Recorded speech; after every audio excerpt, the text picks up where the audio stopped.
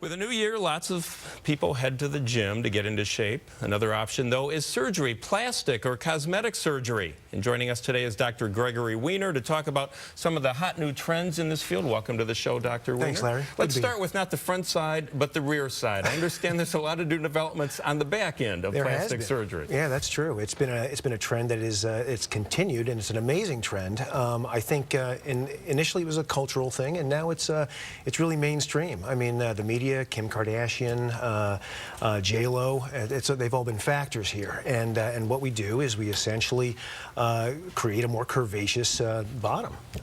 We use liposuction to suction fat from other parts of the body, contouring the other parts of the body as well, and that fat is then placed into the buttock, and we create a more curvaceous backside. What's the name I saw in the notes? A Brazilian butt lift? Right, the Brazilian butt lift, exactly. Well, it was more popular in South America than here initially. And nothing to do with the Olympics, then? No. No. Okay.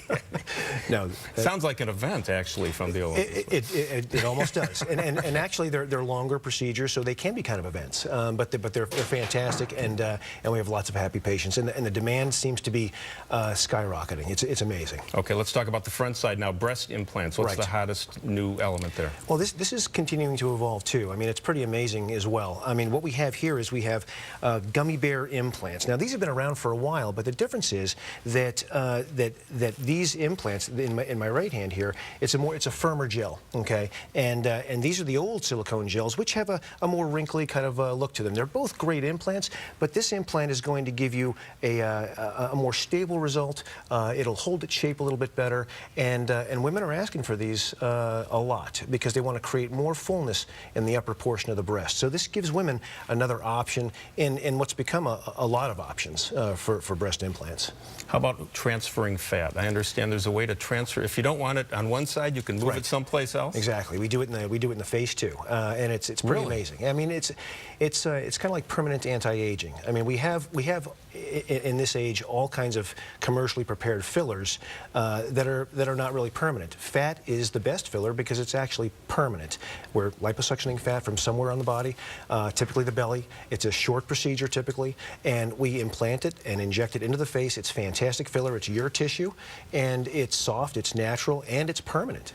That's one thing nobody would disagree with. At least a lot of people would say fat is permanent. No matter what they try to do to get rid of it, it's permanent. Exactly. What about, I understand there's a new way to show people what they might look like after the operation, after the surgery, before they go into it. Right. I mean, any kind of computer-aided simulation is really what you need these days. I mean, my patients ask for it. They come in. They expect to be shown a simulation of what they want to look like, or what they could look like. And patients know that this type of technology is available. They want it. And what we use is something called a Vectra, which is a 3D image that's created of the patient. And that image can be turned. It can be modified. We can put breast implants in. We can take fat away. We can simulate a nasal surgery or even a facelift.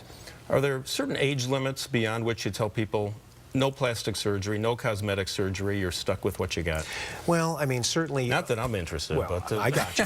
I understand. No, you look good. So it's basically, you know, we're doing them, some surgeries a little older than we used to because our anesthesia is better, our care is better than it used to be, and so there are some limits at the extremes of ages, but I mean, you know, you've got to look at each person individually, and patients that are a little older can still have a facelift or some procedure like a fat transfer very easily. And if somebody comes in, can they just kind of do a tune-up? Can they come in and you'll say, you know, you're looking good, but maybe a little bit here, a little bit there? Absolutely. Many of my patients are patients for years, for life. And your website for all of this information? It's theartofplasticsurgery.com. Okay, and that's where you're at, right? Thanks, Larry. Thanks very much. Nice meeting you. Dr. Gregory Wiener. Thank you. Thank you.